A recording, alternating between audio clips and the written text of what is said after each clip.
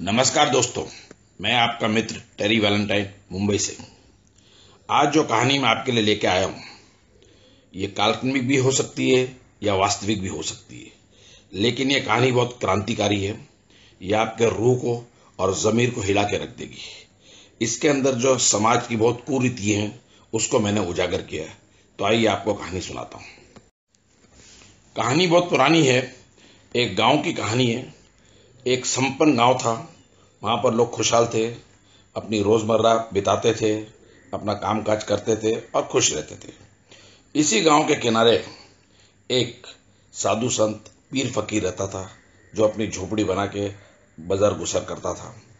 गांव में आता था, भिक्षा मांगता था, दान मांगता था और लोग बड़ी खुशी खुशी से उसको दान भिक्षा देते थे और उसकी बड़ी इज्जत करते थे। जैसे आपको पता है, हमारे समाज में साधु संतों की, पीर फकीरों की बहुत इज्जत होती थी, ऐसे इसकी भी बहुत इज्जत थी, बहुत मान सम्मान था इसका। और इसी तरह से वहां की दिनचर्या चलती रहती थी। लेकिन एक दिन अचानक वहां कुछ गांव में कुछ ऐसा हो गया जिसने कोहराम मचा दिया। एक कुंवारी लड़की को बच्चा पैदा हो गया। जैसी ही खबर उसके परिवार को लगी तो परिवार वाले बहुत गुस्सा हुए, बहुत शोर मचाया, बहुत डांटा, बहुत गुस्सा किया उसको।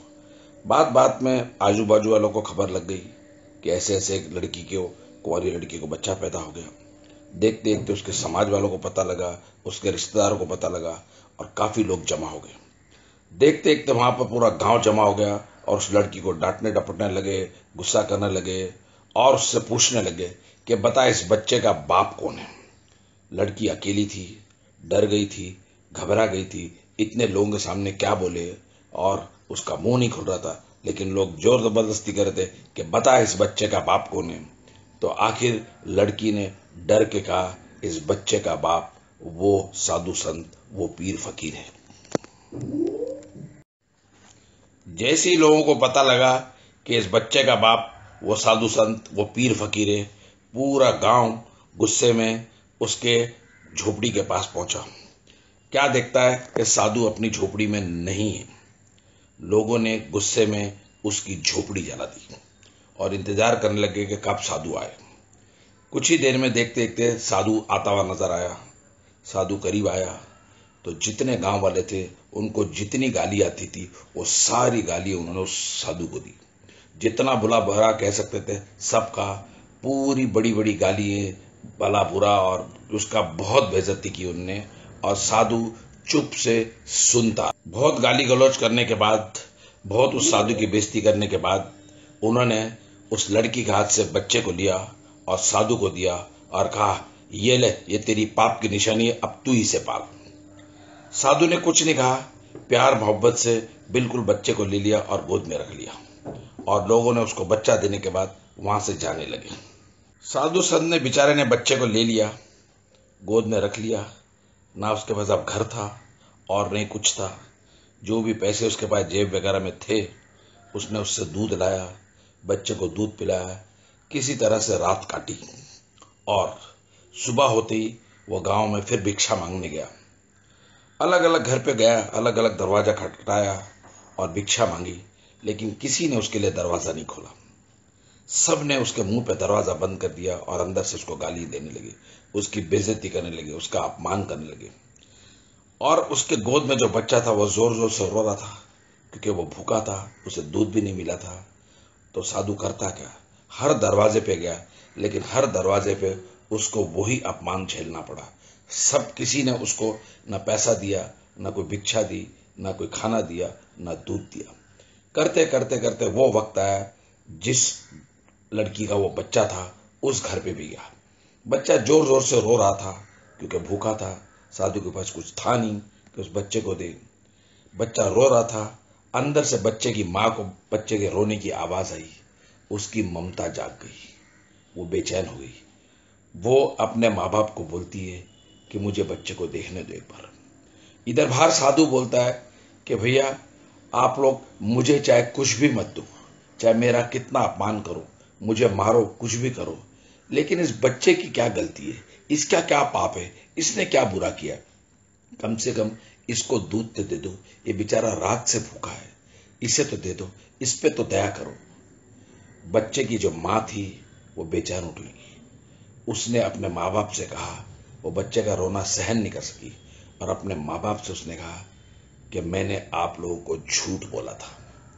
ये जो साधु संत है, ये जो पीर फकीर है, ये इस बच्चे का बाप नहीं है।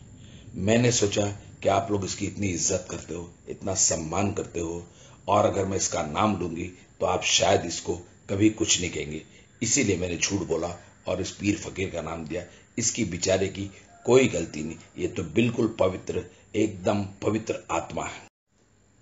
उस लड़की के माँ बाप ने जब ये सुना और उसके परिवार वालों ने जब ये सुना कि ये साधु संत, ये पीर फकीर उसका बाप नहीं है, उनको बड़ी शर्म आई। अपने किए पे बड़ा पछतावा कि हमने ना कि इसको इतनी गालियां दी, इसकी इतनी बेइज्जती की, इसका इतना अपमान किया, लेकिन ये पवित्र आत्मा ने हमें कुछ नहीं कहा। अब उन्होंने सोचा कि साधु से उनको क्षमा मांगनी चाहिए, माफी मांगनी चाहिए उनकी गलती की। वो साधु के पास आए और उनसे कहा, हमसे बहुत बड़ी गलती होगी जाने अनजाने में, हमें माफ कर दो। जैसे ही वो साधु से बात कर रहे थे तो आजू बाजू वालों को खबर लग गई और उनको भी ये पता लग गया कि इस बच्चे का बाप ये साधु नहीं है। देखते देखते बात फैल गई आजू बाजू में, अड़ोस पड़ोस में, एक दूसरे को, आपको पता है कि न्यूज कैसे फैलती है, और पूरे गांव को पता लग गया कि उस बच्चे का बाप वो साधु नहीं है।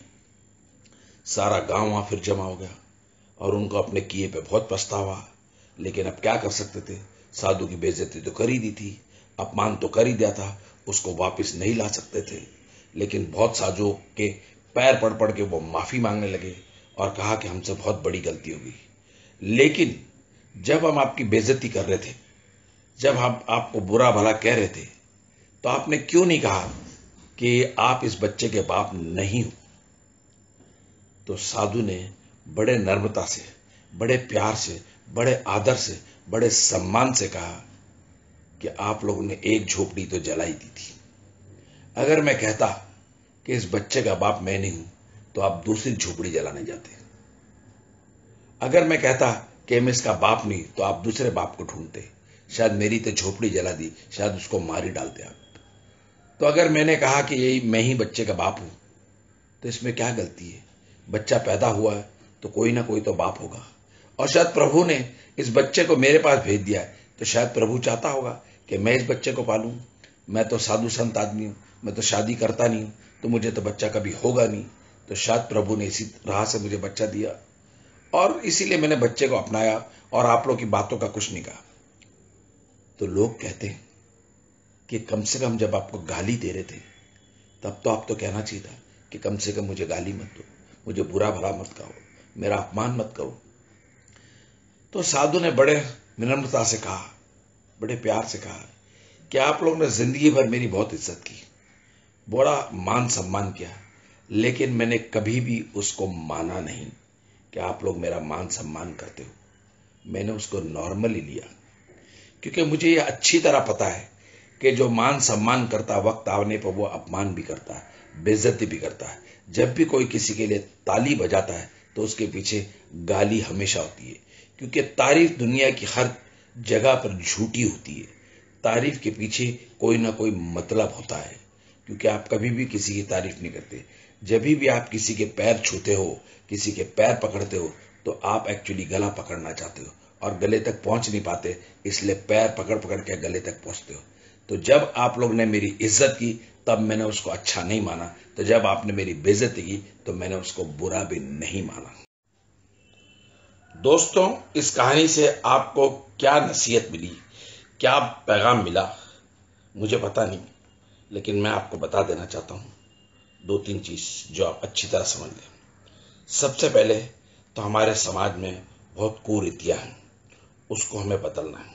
और मैं आपको एक दावे के साथ कह सकता हूं कि पूरी दुनिया में शायद एक भी आदमी ऐसा नहीं है जिसने पाप ना किया हो। पाप हम अपना देख नहीं पाते क्योंकि हमारी आंखें बाहर दिखती है, अपने आप को देख नहीं पाते। आप सब अपने गिरबान में झांक के देखिए, आपको बहुत पाप नजर आएंगे। आपको अपने पाप नजर नहीं आते और दूसरों के पाप बहुत नजर आते हैं। आप अपने पापों का हिसाब कर नहीं पाते, लेकिन दूसरों के पापों का हिसाब करने के लिए आप बिल्कुल जल्द तैयार हो जाते और सिर्फ तैयार ही नहीं हो तो उसको सजा भी देना चाहते हो आप, क्योंकि आज आप समाज में देख रहे हो इसी तरह से हर आदमी अगर अपने गिरेबान में झांके और देखे कि यार मैं भी पापी हूं, तो शायद वो दूसरे के पाप को क्षमा करने में उसको आसानी होगी। दोस्तों, इस बात से मुझे एक छोटी सी और बाइबल की कहानी याद आती है, आपके साथ शेयर करता हूं। बहुत छोटी सी कहानी है।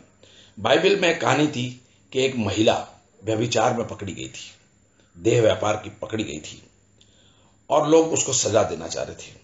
और उस जमाने की सजा थी कि किसी को भी इस किस्म के गुनाह में पकड़ा जाता था तो उसे पत्थर मार मार के मार दिया जाता था। आज भी इस्लाम में कई देशों में ये प्रथा है कि कोई इस व्यभिचार में कोई महिला या पकड़ा जाए तो लोग उसको पत्थर मार मार के मार देते। वो तब से चली आ रही है। तो उस जमाने में जीसस थे। लोगों ने सोचा कि यार ये फैसला करने से पहले, इस महिला को पत्थर से मार मार के मारने से पहले एक बार जीसस से पूछ लें कि इसका क्या फैसला करें। जीसस आए, उनसे लोगों ने पूछा कि यह औरत व्यभिचार में पकड़ी गई है और इसकी सजा आज के कानून के हिसाब से कि इसको पत्थर मार मार के मार देना चाहिए, तो क्या करें हम।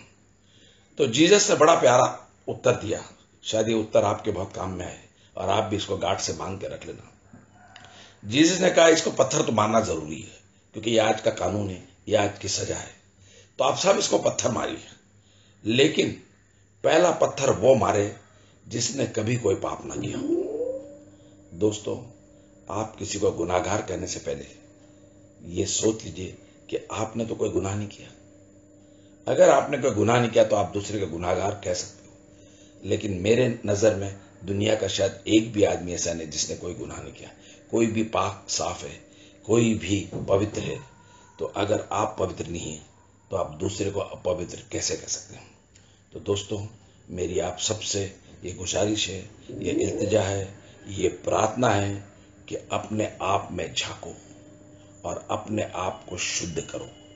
दूसरों की गलतियां मत ढूंढो, अपनी गलतियां ढूंढो। आपको अपने अंदर बहुत गलतियां मिलेंगी। उस गलतियों का पश्चाताप करो, उसको सुधारो और फिर दुनिया को एक एग्जाम्पल बनो। दोस्तों, ये छोटा सा पैगाम था, ये छोटी सी नसीहत थी, ये मैं आपको देना चाहता था इस कहानी के माध्यम से, और ये मैंने आपको दे दिया।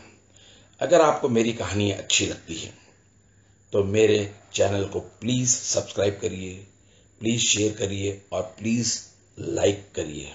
इसके पहले मैंने खुशी की कहानियों की सीरीज में ऑलरेडी 6 कहानियां डाल दी है। ये मेरी 7वीं कहानी है। मैं आपकी सेवा में ऐसी रोज नई नई कहानी लेता रहूंगा, जिससे आपको नए नए पैगाम और नए नए नसीहत देता रहूंगा। तो सुनने के लिए आप सबका बहुत बहुत शुक्रिया।